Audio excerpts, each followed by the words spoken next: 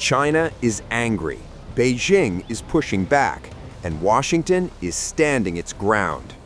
China's foreign ministry has slammed the United States for what it calls discriminatory practices after a sweeping American move targeting Chinese-made drones. Chinese Foreign Ministry spokesperson Lin Jian accused Washington of overstretching national security concerns. He said the United States was over-generalizing security risks and urged it to provide a fair, just, and non-discriminatory environment for Chinese companies. The Chinese side firmly opposes the US overstretching the concept of national security, drawing up discriminatory lists, and unreasonably suppressing Chinese enterprises. The US should correct its erroneous practices and provide a fair, just, and non-discriminatory environment for Chinese companies to operate. So what did the US do to earn Beijing's ire? Well, Beijing's protest comes after a decisive regulatory strike by the US government. The Federal Communications Commission has effectively blocked the future of Chinese drones in America. The FCC has added foreign drone manufacturers, including the world's largest drone maker, DJI, to its covered list.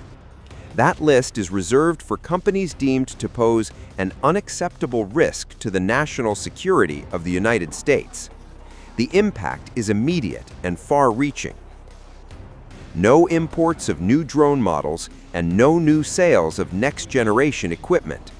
And that matters because Chinese drones dominate America's skies. DJI alone controls about 70% of the global drone market.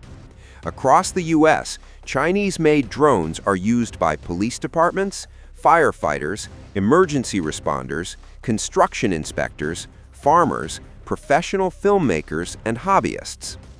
Another major Chinese manufacturer, Autel Robotics, is also affected by the FCC action.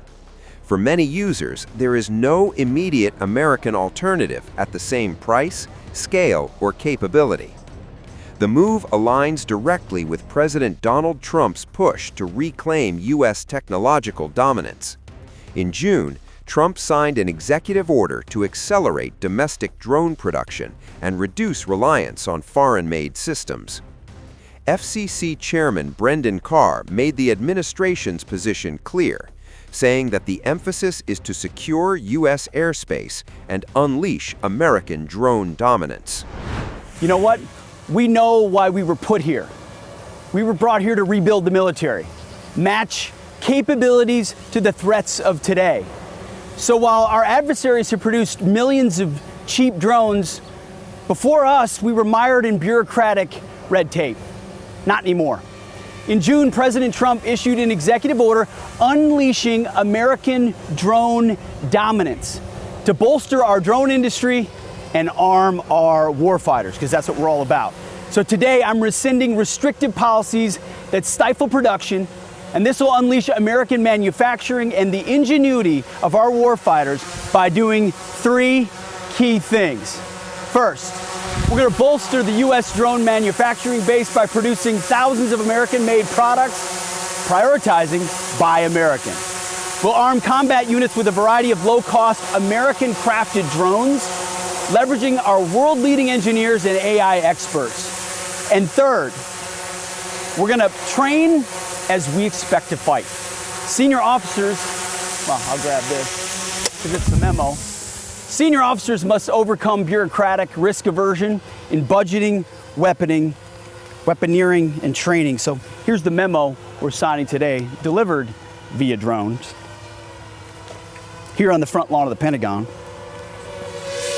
with some of our great warfighters flying them. So why act now?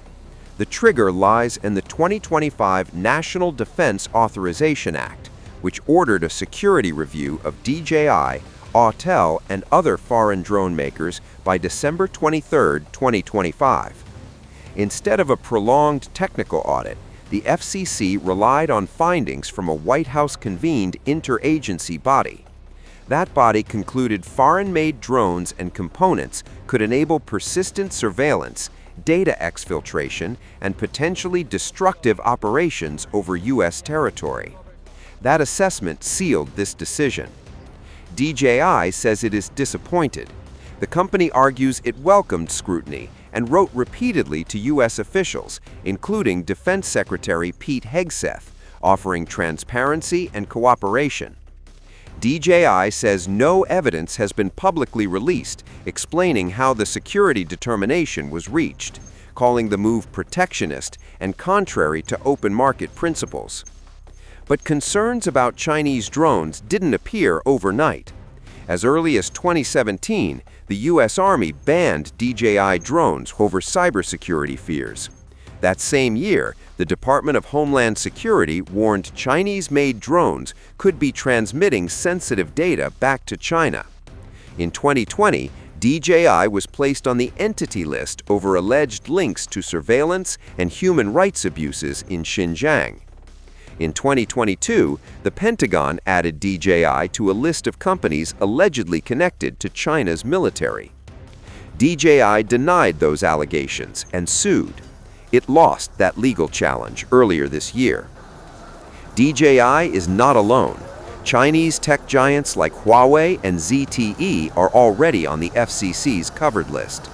The drone crackdown mirrors Washington's earlier telecom purge and signals a deeper tech decoupling between the U.S. and China.